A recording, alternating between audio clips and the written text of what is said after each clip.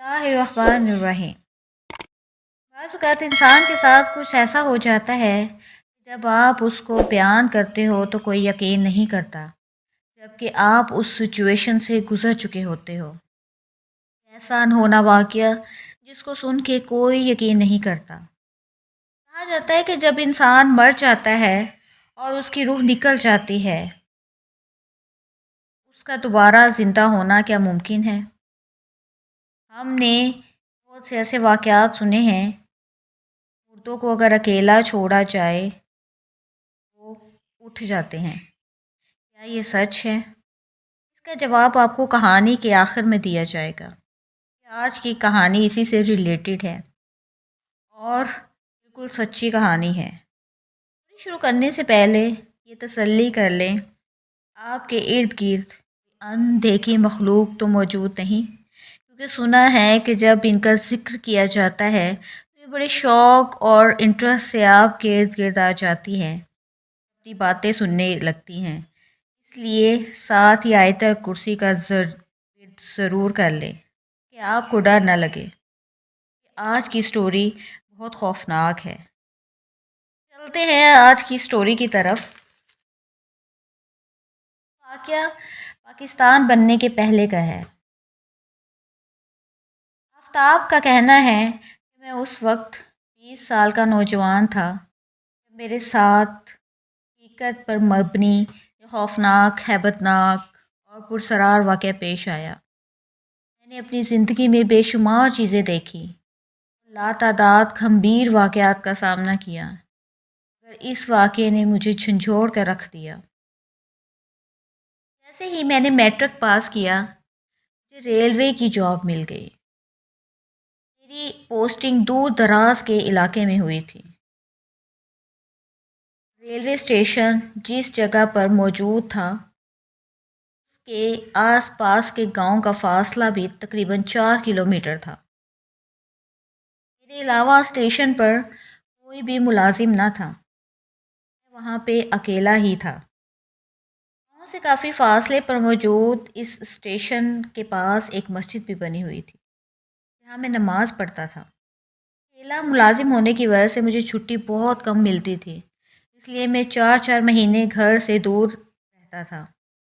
ان دنوں اس railway track پر صرف 3 گاڑیاں ہوتی تھیں اور تینوں گاڑیاں ہی اسٹیشن پر سٹاپ کرتی تھیں۔ اسٹیشن چھوٹا ہونے کی وجہ سے کوئی سگنل موجود نہیں تھا، بس اسٹیشن کے ایک جانب پھاٹک بند کرنا اور کھولنا پڑتا تھا، تاکہ یہاں بیابان سڑک سے شاذ و نادر ہی لوگوں کا گزر ہوتا تھا۔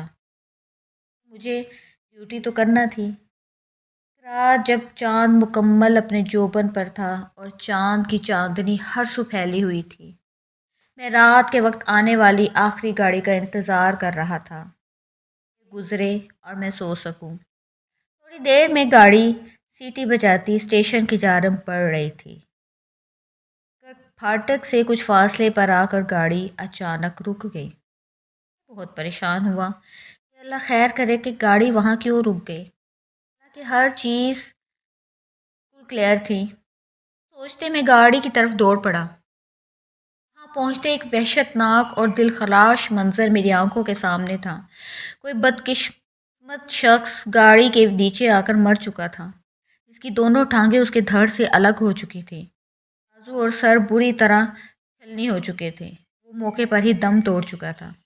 تمام مسافر گاڑی سے باہر آ چکے تھے، ڈرائیور سے اس حادثے کے بارے میں پوچھ رہے تھے کہ ڈرائیور سہما ہوا بولا، یہ شخص اچانک میری گاڑی کے سامنے آ گیا، جس کی وجہ سے میں اس کو بچانے میں ناکام ہو گیا۔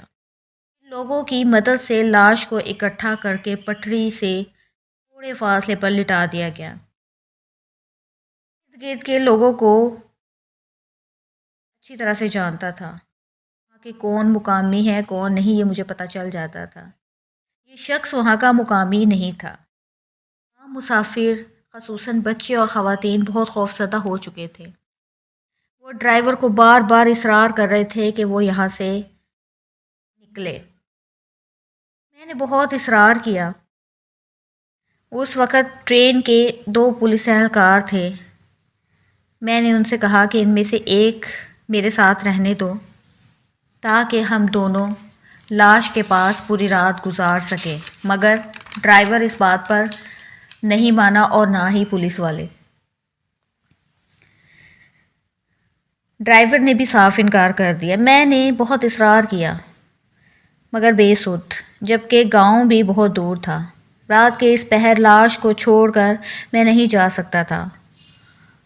میں نے ان سے کہا کہ کم سے کم اتنا موقع تو دے کہ گاؤں سے کسی کو بلا کے لا سکوں۔ میری حالت دیکھ کر وہ جان چکے تھے کہ میں بہت خوفزدہ ہو چکا ہوں، مگر انہوں نے نرم لہجے میں معذرت کی اور بولے، محترم، یہ ریلوے اسٹیشن آپ کی زیر نگرانی ہے۔ اس واقعے کے بعد لاش کا خیال رکھنے کی ذمہ داری بھی آپ پر عائد ہوتی ہے۔ اب سارا معاملہ میرے پہ آ چکا تھا اور وہ ٹرین چند لمحوں میں فراٹی بھرتے ہوئی روانہ ہو چکی تھی، اور اب میں تنہا ہاتھ میں لالٹین پکڑے اس لاش کے قریب کھڑا تھا۔ میرے کندھے پر ایک سفید کپڑا موجود تھا۔ میں نے لالٹین ایک طرف رکھا اور کپڑا زمین پر بچھا کر اس پر بیٹھ گیا۔ لاش کی موجودگی کی وجہ سے بہت خوفزدہ تھا اور ارد گرد کوئی آبادی بھی نہ تھی۔ گرمی بھی بلا کی تھی اور اس ویرانے میں ہم دونوں کے علاوہ کوئی نہ تھا۔ میں بہت ڈرا ہوا تھا اور تھکن اور نیند کی وجہ سے میرا برا حال تھا، مگر میں سونا نہیں چاہتا تھا۔ مگر کہتے ہیں نا، نیند تو سولی پر بھی آ جاتی ہے۔ جاگنے کی کوشش میں کب نیند کی آغوش میں چلا گیا پتہ ہی نہ چلا۔ اچانک میری آنکھ ایک آواز سے کھلی، جیسے کوئی جانور کسی چیز کو کھا رہا ہو۔ میں نے فوراً اٹھ کر لاش کو دیکھا، مگر وہ بالکل صحیح حالت میں وہیں پڑی تھی جیسے ہم لوگوں نے بل کر رکھی تھی۔ میں نے اس آواز کو اپنا وہم اور خواب سمجھا اور ذہن سے جھٹلا دیا، مگر اندر سے میں بہت خوفزدہ ہو چکا تھا۔ اس بار میں نے فیصلہ کیا کہ جو ہو جائے، سونا ہرگز نہیں۔ ہوا بھی بند ہو چکی تھی اور حبس بھی بڑھ چکی تھی۔ ایک انجانا سا خوف میرے دل میں بار بار دستک دے رہا تھا، ایسے جیسے کچھ ہونے والا ہو۔ چاند کی روشنی میں لاش کا ایک ایک انگ واضح نظر آ رہا تھا، جسے دیکھ کر خوف کی ایک خطرناک لہر میرے پورے جسم سے گزر جاتی۔ عجیب عجیب خیالات آ رہے تھے۔ میں اپنے آپ کو کوس رہا تھا کہ اس اسٹیشن پر نوکری ہی کیوں کی، جہاں میرے سوا کوئی اور ملازم بھی موجود نہیں۔ شاید آدھی رات گزر چکی تھی۔ نیند کے آگے میں بے بس ہونے لگا تھا۔ اسی دوران میری آنکھ لگی اور کچھ دیر کے بعد مجھے محسوس ہوا جیسے لاش کو کوئی چھیڑ رہا ہو۔ میں نے لیٹے لیٹے سوچا، شاید کوئی جانور لاش کو کھانے کی غرض سے چھیڑ رہا ہے۔ میں فوراً اٹھ بیٹھا کیونکہ لاش میری ذمہ داری تھی، مگر میں نے دیکھا وہاں کوئی جانور دور دور تک نہ تھا، مگر لاش اپنی جگہ سے سرک کر تھوڑا دور جا چکی تھی، جسے دیکھ کر میں اپنی جگہ سے اچھل پڑا۔ خوف سے میرا پورا جسم تھر تھر کانپنے لگا، کیونکہ لاش کے ٹکڑوں کو اکٹھا کر کے رکھا گیا تھا، مگر اب اس لاش کا دھڑ ٹانگوں سے کافی فاصلے پر پڑا ہوا تھا۔ اف! یہ منظر دیکھ کر میرا دل ڈوبنے لگا اور خوف سے میرا برا حال ہونے لگا۔ لاش کے ارد گرد کسی جانور کے پاؤں کے نشان بھی موجود نہ تھے، جس سے ثابت ہوتا کہ شاید کسی جانور نے لاش کو اپنی جگہ سے ہٹا دیا ہو۔ میں ابھی یہ سوچ ہی رہا تھا کہ اچانک لاش میں ہلکی سی جنبش پیدا ہوئی۔ میں حیران و پریشان یہ نظارہ دیکھ رہا تھا کہ اس کا اوپر والا دھڑ ہلنے لگا۔ مجھے لگا اب میری جان نکل جائے گی۔ میرا دل تیزی سے دھڑکنے لگا۔ اف اللہ، اس وقت میرا کیا حال ہوگا آپ اندازہ کر سکتے ہیں۔ ہونٹ خشک، دماغ معوف، جیسے پورا جسم بے جان ہو گیا ہو۔ اس سے پہلے کہ کوئی اور ناگوار صورت سے میرا سامنا ہوتا، میں نے اٹھ کر فوراً اسٹیشن کے ساتھ موجود مسجد کی طرف بھاگنا شروع کر دیا۔ میں بار بار مڑ کر لاش کی جانب دیکھ رہا تھا۔ مسجد کافی دور تھی، مگر میں جلد سے جلد وہاں پر پہنچنا چاہتا تھا، اس لیے پوری قوت سے دوڑ رہا تھا۔ اب کی بار جب میں نے مڑ کر دیکھا، او میرے خدایا، میرے رونگٹے کھڑے ہو گئے۔ وہ لاش بغیر ٹانگوں کے میرے پیچھے ہوا میں اڑتی ہوئی آ رہی تھی۔ اس وقت میری کیا حالت ہے بیان کرنے کے لیے میرے پاس شاید الفاظ بھی کم پڑ جائیں۔ مسجد دور تھی اور میں دوڑ کر کسی صورت بھی مسجد تک پہنچ نہیں سکتا تھا، کیونکہ لاش اور میرے درمیان کا فاصلہ کم سے کم ہوتا جا رہا تھا۔ لاش مجھے مسجد تک کبھی پہنچنے نہ دیتی، اس لیے راستے میں ایک چھوٹا سا کمرہ نظر آیا۔ میں وہاں گھس گیا، جو کہ گاؤں والوں نے اپنی زمین پر بنا رکھا تھا، جہاں وہ فصلوں کو پانی لگانے کے لیے جب آتے تو ٹھہرتے تھے۔ میں نے دروازہ اندر سے بند کر لیا۔ وہ آدھی جسم پر مشتمل لاش دروازے پر پہنچ گئی اور دروازے پر ہاتھ مارنے لگی۔ میں پوری قوت سے دروازہ بند کیے کھڑا تھا، مگر میں نے نوٹ کیا کہ وہ لاش دستک تو دے رہی ہے، دروازہ کھولنے کے لیے طاقت کا کوئی استعمال نہیں کر رہی۔ اس کی دونوں آنکھیں انتہائی سرخ تھیں، جن کی وجہ سے کمرے میں روشنی آ رہی تھی، جیسے اس کی آنکھوں سے سرخ روشنی نکل رہی ہو۔ دروازے میں موجود چھوٹے چھوٹے سوراخوں سے اس کی آنکھوں سے نکلنے والی روشنی میرے جسم سے ٹکرا رہی تھی، اور مجھے ایسا محسوس ہو رہا تھا جیسے لوہے کی گرم سلاخیں میرے جسم سے ٹکرا کر جا رہی ہوں۔ ان سوراخوں سے اس کے ہاتھ کی انگلیاں بھی نظر آ رہی تھی۔ وہ منہ سے عجیب و غریب آوازیں نکال رہی تھی، جو ماحول کو اور خوفناک بنا رہی تھی۔ اچانک میری نظر کمرے میں موجود کھلی ہوئی کھڑکی پر پڑی۔ میں بغیر وقت ضائع کیے اسے بند کرنے کے لیے کھڑکی کی طرف دوڑ پڑا۔ ابھی کھڑکی بند کرنے ہی والا تھا کہ وہ لاش کھڑکی کے سامنے آ گئی، مگر میں نے پوری قوت سے وہ کھڑکی بند کرنے کی کوشش کی، مگر اس لاش کا آدھا ہاتھ کھڑکی میں آ گیا، جس سے میرے خوف میں اور اضافہ ہو گیا۔ دروازہ مکمل بند تھا، اس لیے میں اس طرف سے اطمینان میں تھا۔ میں نے کھڑکی کو تھوڑا سا کھولا اور ہاتھ کو بڑی مشکل سے باہر نکالا، کھڑکی بند کی اور کمرے میں رکھی چارپائی کو اٹھا کر کھڑکی کے آگے رکھ دیا۔ پھر وہ لاش کبھی دروازے اور کبھی کھڑکی پر مسلسل دستک دے رہی تھی، مگر اندر داخل نہیں ہوئی۔ میں سوچنے لگا کہ لوگ عام طور پر سمجھتے ہیں جنات کے پاس ہر طرح کی قوت ہوتی ہے، وہ غائب ہو سکتے ہیں، ہر روپ اختیار کر سکتے ہیں، لوگوں کے اجسام میں داخل ہو جاتے ہیں، گھروں میں بغیر رکاوٹ کے داخل ہو جاتے ہیں۔ مگر یہ کون سی مخلوق ہے جو مردہ جسم میں تو داخل ہو گئی، مگر کمرے میں داخل ہونے سے قاصر ہے؟ پھر تھک ہار کر اس نے دستک دینا بند کر دیا اور دروازہ کھرچنا شروع کر دیا۔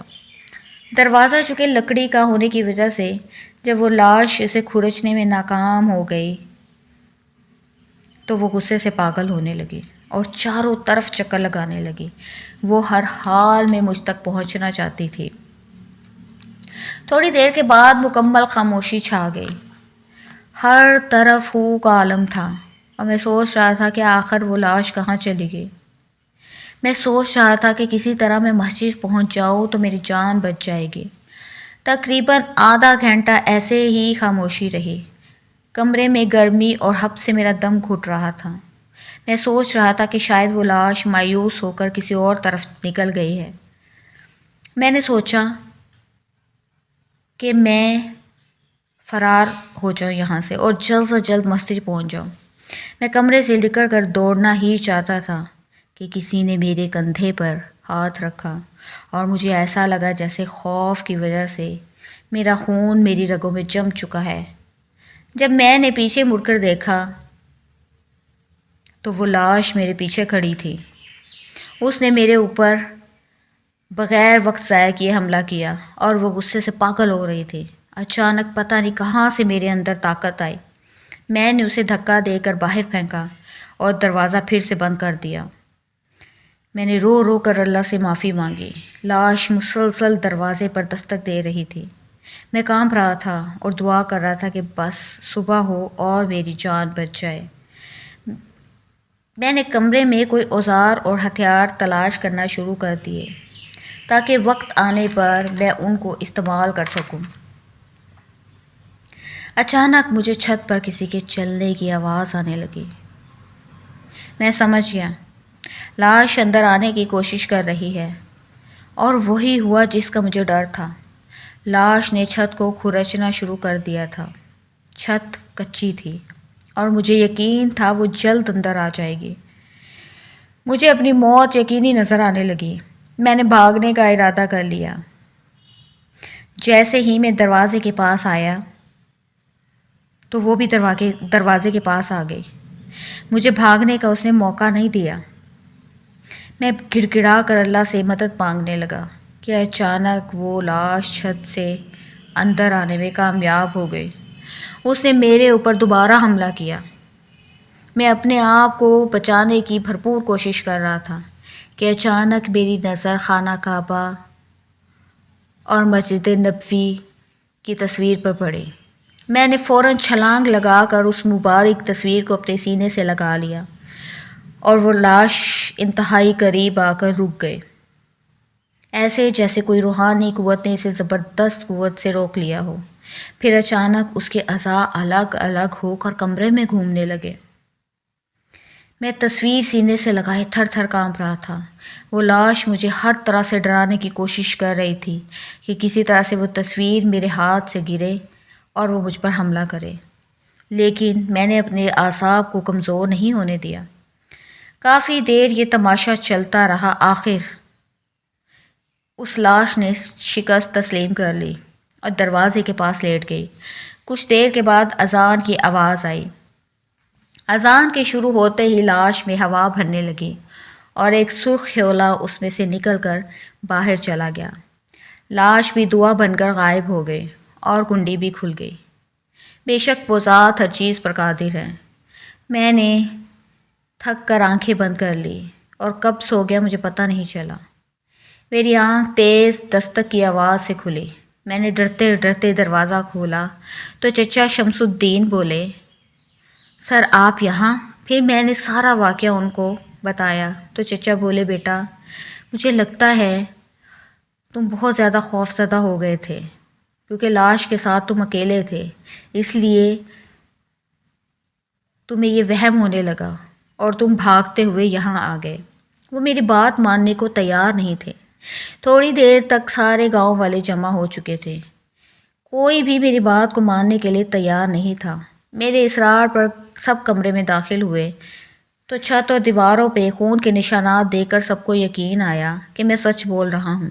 اس واقعے کے بعد میں نے نماز کی پابندی شروع کر دی اور ہر وقت اللہ کا شکر ادا کرتا رہا جس نے میری زندگی بخشی۔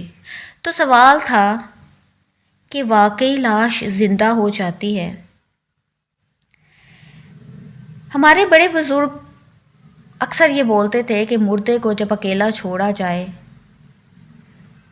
تو اس کے پاس کبھی بھی سونا نہیں چاہیے اور نہ ہی اس کو بالکل اکیلا چھوڑنا چاہیے، کیونکہ جب انسان کے جسم سے روح نکل جاتی ہے تو انسان کا جسم خالی ہو جاتا ہے۔ اس وقت اس جسم کو اگر اکیلا چھوڑا جائے تو اس میں شیطانی طاقتیں یا جنات اپنا بسیرا کر لیتے ہیں۔ اس کے ساتھ ہی ہماری سٹوری کا اختتام ہوتا ہے۔ آپ کو ہماری یہ سٹوری کیسی لگی؟ کومنٹس میں اپنی رائے کا اظہار ضرور دیجیے گا۔ اگلی سٹوری آنے تک اللہ نگہبان۔